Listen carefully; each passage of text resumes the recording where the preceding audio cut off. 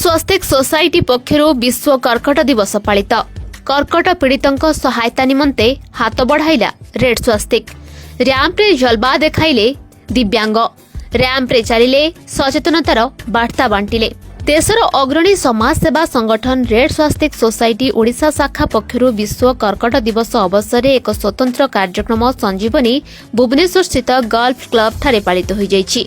ए कार्यक्रम में मुख्य अतिथि भावे श्री असित त्रिपाठी, पूर्वतन शासन सचिव, चेयरमैन पश्चिम ओडिशा उन्नयन परिषद तथा प्रेसिडेंट गल्फ क्लब और श्री चंद्रशेखर शर्मा एवं सम्मानित अतिथि भावे श्री तपन महांती, सीए राजीव साहू और श्री सिद्धांत महापात्र प्रमुख योगदान करते। स्वस्तिक को आमे गोटे सेमती पवित्र गोटे चिन्ह बा स्वस्तिक को लेकिन बहुत कथा अच्छे आमर पुराण रे भी रही। संजीवनी समस्ते जानिचंती ए प्राणदायिनी संजीवनी सब आज आमे वर्ल्ड कैंसर डे जोटा 4 फेब्रुआरी को आमे अवेयरनेस गोटे कैंपेन बा सेलिब्रेट करे कमेमोरेट आमर होइछि एटा को। सो आज 5 फेब्रुआरी आमे कैंसर भी प्लस किसी आम भिन्नक्षम को लेकिन भी ये गोटे फैशन शोर आयोजन करा एवं धरतु जो मानक आम भिन्नक्षम कौचे आमर जो दृष्टिकोण रही से प्रति किंतु से पाखे जो क्षमता रही तार परिप्रकाश करवा एवं लोकों बा समाज रे ताकू आणिके लोकों आगे ताकू रखिबा ये हूँ गोटे प्रयास आजिकार प्रयास यहाँ। तेणुक ये संजीवनी सदृश बाकी जोटा प्रकृत अर्थ रे आउ गोटे जो संजीवनी जोटा कैंसर रिलेटेड आमर जो पोल्यूशन रही एनवायरमेंट पोल्यूशन बा वाटर पोल्यूशन जो थे कि आजिका दिन में अनेक परिमाण रे सेटा दायी कैंसर रोग पाई।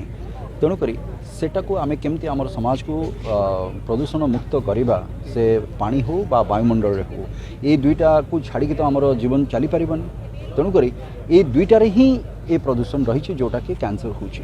तेणुक ताकू आमे केमिति दूरे पारिबा तापाई भी आमको गोटे प्रयास करवा दरकार।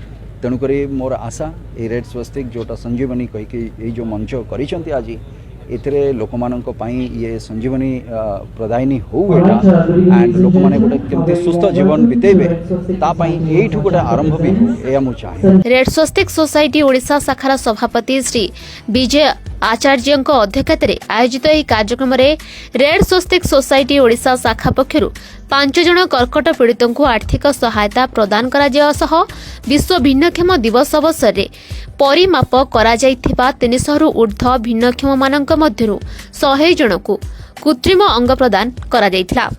आजिर कार्यक्रम ना हूँ संजीवनी।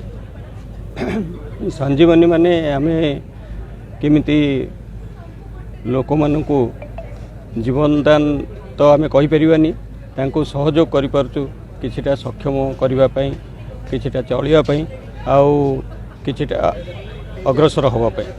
तो आमर ये संजीवनीटा दुईटा जाक कार्यक्रम या संगे मिसिकी अच्छी जेहेतु वर्ल्ड कैंसर डे 4 तारिख और 5 तारिख पालुंट तो संजीवनीटा को आम ये नीचु जे वर्ल्ड कैंसर डे रे आम जमती कैंसर सर्वाइवर्स मान को आम किछिटा सहयोग करूँ किछिटा सहायता राशि दे पारू क्या आम ब्लड कैंसर जो होती केमती से सेव करूँ किछिटा प्रयास चलती संगे आम 100 कृत्रिम अंग लोक मानकर जो आम डिटेक्शन करूँ 300 रु 100 कृत्रिम अंग भी दौचु। आज से आप देखिए जो मैंने ये अच्छा वयोज्येष्ठ लोक से सागर चलिए से केमती आज सक्षम होकर चलुंट आमर कैंसर सर्वाइवर्स जो अच्छा से मैंने केमती अपील करुँच जे नाई आम किछिटा हो पारू मेंटली जमीती गोटे लोक जब डिप्रेस हो सी तार किसी काम को करें सक्षम करें तेणुक मेंटली डिप्रेशन रू बाहरी गले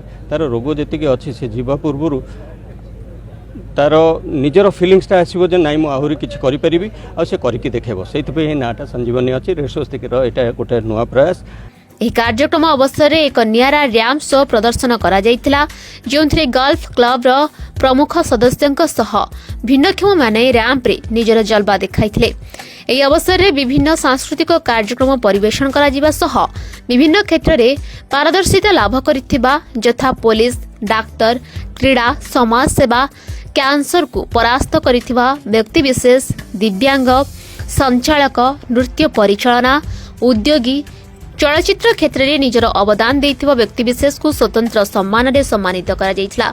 एही कार्यक्रम को रेड स्वस्तिक सोसाइटी संपादक श्री देवाशीष पट्टनायक परिचालना करबा सह रेड स्वस्तिक सोसाइटी दीर्घ 22 वर्ष धरी कर्कट पीड़ित भिन्नक्षमक बहुविधि कल्याण निमंते कार्य करि आसुछि।